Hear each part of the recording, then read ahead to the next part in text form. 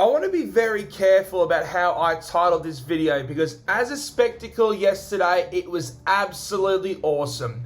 Between both the Roosters, Dragons and the Storm Warriors game, the last post, the lighting, the drama, the spectacle, that was ANZAC Day footy was absolutely phenomenal. The respect, the celebration, the remembrance. Even if you're a fan in the crowd, it makes you want to go out there and put on the biggest hit of all time. So there's no way you can ruin the ANZAC celebration, the remembrance, the honour, the respect that was shown to our fallen soldiers who 108 years ago died so we could be here today.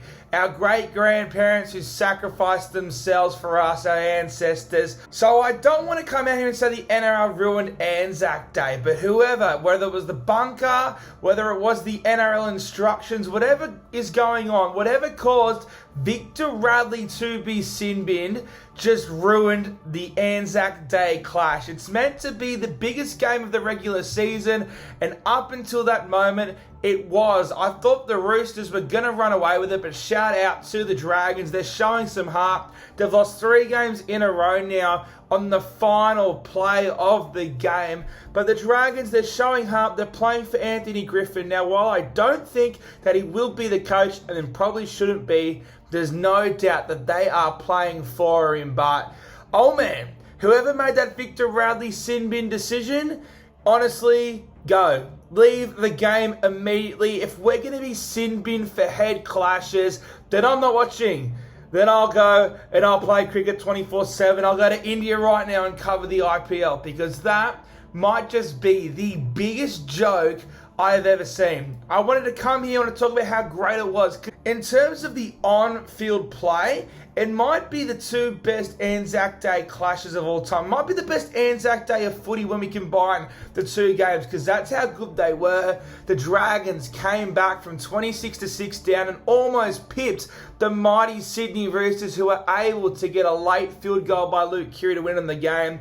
And then the Storm, they came back to pip the Warriors to get the 2 points for the win. But I tell you what, the Warriors, they lost no fans. That was one of the gutsiest performances I've ever seen. It's only a game of footy, but true ANZAC spirit in this one. Obviously, I don't mean to compare a game of footy, which means absolutely nothing compared to the men who sacrificed themselves and continue to do so to this day. So that is why I'm pretty scared about how I'm going to title this video. In fact, as I'm recording it, I don't know. I get we're trying to protect the head, but a head clash, really, an accidental head clash. You're going to bin Victor Radley for using his head accidentally on someone else's, which causes a concussion. It's a contact sport. Things like this happen. I can even understand to an extent the crackdown that happened at Magic Round nearly 2 years ago now. But the fact that that was a sin bin is the biggest joke. It is the worst sin bin I've ever seen. The fact it was a penalty. I'd be blowing up if it was a penalty. Thank God the Roosters did go on to win this game because if they ended up losing because of a try they can see when Radley was off, I would be disgusted because this is rugby league. It's almost a slap in the face of even under 6s kid who's played. An under 6s kid on Saturday got a headbutt. Do you reckon he was penalised? No. It's just a joke. Rugby league at the professional level at the NRL is nothing compared to what you see on your Saturday, your Sunday. Heck, if you watch the New South Wales Cup game beforehand, it's completely different to the NRL. I don't know what the fix is. Actually, I do. Not penalise or sin bin someone for a headbutt. I should be here talking about how good the games were, but instead, I'm talking about a sin bin. So let's just quickly get into the games. The Dragons, they showed so much heart to come back from 26-6 down. I thought the Roosters were going to run away with it, but shout out to the Dragons who came back. I'm very interested what everyone's opinions are of Ben Hunt in the final 10 minutes of games. They said last night that he's only ever kicked 1 field goal. 1 field goal in nearly 300 games. And he's made the wrong decision 3 weeks in a row. Not to say it's costing the Dragons the game, because without Ben Hunt, they probably don't win a game all season. So I don't want to sit here and say it's his fault, but damn, his decision-making in the final few minutes has not been at its best this year. Don't want to be too critical though. James Tedesco, he was back to his best. Scored his first ever try on Anzac Day.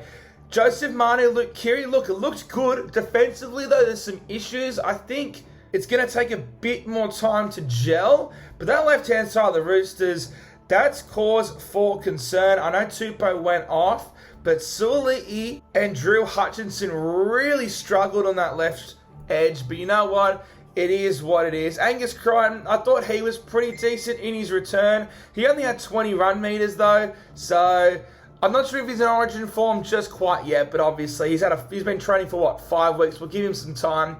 The Dragons, it's been a very disappointing 3 weeks, but yeah, overall, look, like I said at the beginning of this video, they ruined it. They ruined this game of football. The spectacle was unreal, but yeah, this game's just going to be remembered for the time that Victor Radley got sin-binned for a bloody head clash. And then just quickly, the Storm getting the job done over the New Zealand Warriors. But like I said earlier, the Warriors, they lost no fans. They had no bench at the end of that game. Their resilience has done a complete 180. Sean Johnson, besides trying to do a drop goal about a marathon in front of the goal line, he was pretty phenomenal as well. Look, unfortunately, the Warriors just ran out of caliber. They stuck in there. They tried their best. Addin Fanua-Blake, he was absolutely outstanding. 177 running meters. Nelson and Sofa Solomona on the day he re-signs. What a menace, bro. He might be the most damaging forward in the game, and he played the whole game when he came on. I know he was on the edge, but coming off a knee injury, he's a big boy too. He's bred different. He might be my favourite forward to watch in the game. Justin Olam, I thought, had a good game. Nick Meaney, holy hell. I know they're missing Pappenhausen, but what a difference he makes, certainly in attack to this side. The Warriors fans, they lost no respect from you guys from that performance. In fact, probably still give them a chance over the Roosters, and I still think they're definitely in the race for the top 8. But ladies and gentlemen, let me know, what did you think of the Anzac Day clashes? Let me know, what were your thoughts about the Victor Radley head clash? And yeah, subscribe if you haven't already, and I'll see you in the next one. Friday night footy, Friday night footy, you're a finger licking, goal kicking goodie.